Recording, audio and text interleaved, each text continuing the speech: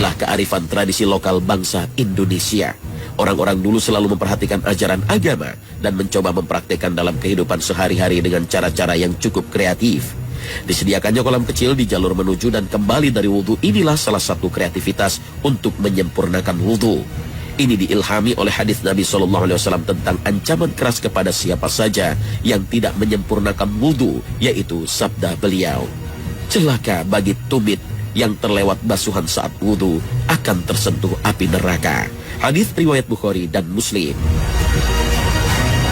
Ancaman ini diucapkan Nabi SAW kepada sejumlah sahabat saat safar atau bepergian jauh. Saat itu para sahabat mengambil air wudhu secara terburu-buru karena sholat sudah di ujung waktu. Ada orang yang tidak rata dalam membasuh kakinya, sehingga ada secuil dari tumitnya yang tak terkena basuhan.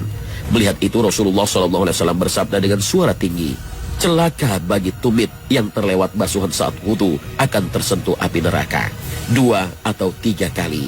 Lalu beliau perintahkan orang itu untuk menyempurnakan wudhunya. Dalam hadis riwayat Muslim disebutkan bahwa Abdullah bin Amr berkata, kami pernah kembali bersama Rasulullah SAW dari Makkah menuju Madinah. Hingga sampai di air di tengah jalan, sebagian orang tergesa-gesa untuk sholat asar. Lalu mereka berwudu dalam keadaan terburu-buru. Kami pun sampai pada mereka dan melihat air tidak menyentuh tumit mereka. Rasulullah SAW lantas bersabda, celakalah tumit-tumit dari api neraka. Sempurnakanlah wudu kalian.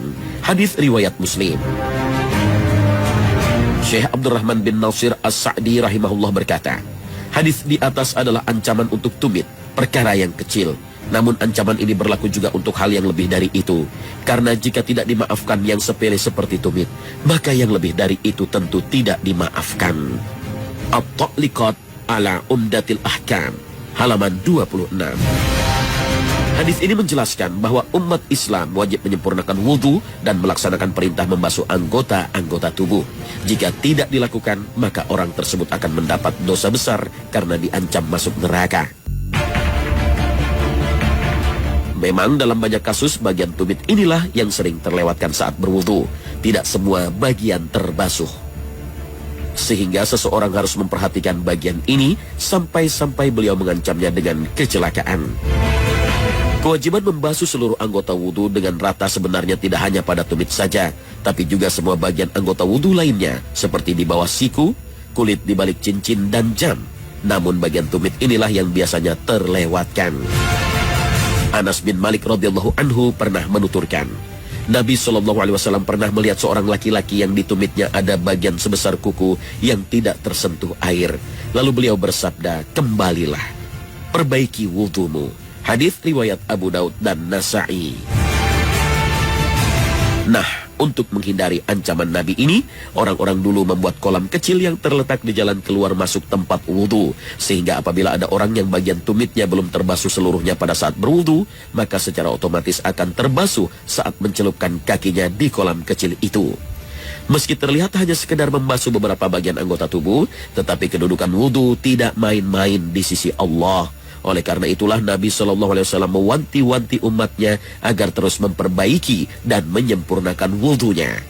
Itu sebabnya Syekh As-Sa'di menegaskan, masalah meratakan air di tumit bukan masalah sepele, maka jangan menganggap hal ini masalah sepele.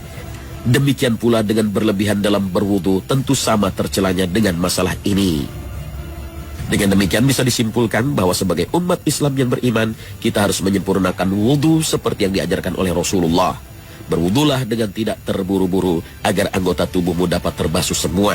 Jangan sepelekan hal ini, karena Allah akan mengancam sebuah siksaan neraka. Na'udzubillah min zalik.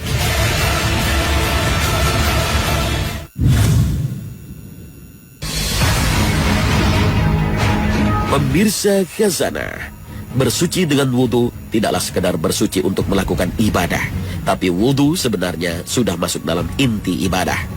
Dalam prosesi wudhu sudah banyak pahala yang bisa diraih seorang mukmin. Rasulullah SAW bersabda, Seorang muslim atau mukmin ketika membasuh wajahnya dalam berwudu, dosa yang telah dilakukan matanya akan berjatuhan dari wajahnya bersama tetesan air wudunya hingga tetesan air yang terakhir. Jika ia membasuh kedua tangannya, dosa yang telah dilakukan kedua tangannya akan berjatuhan bersama tetesan air wudunya hingga tetesan air yang terakhir.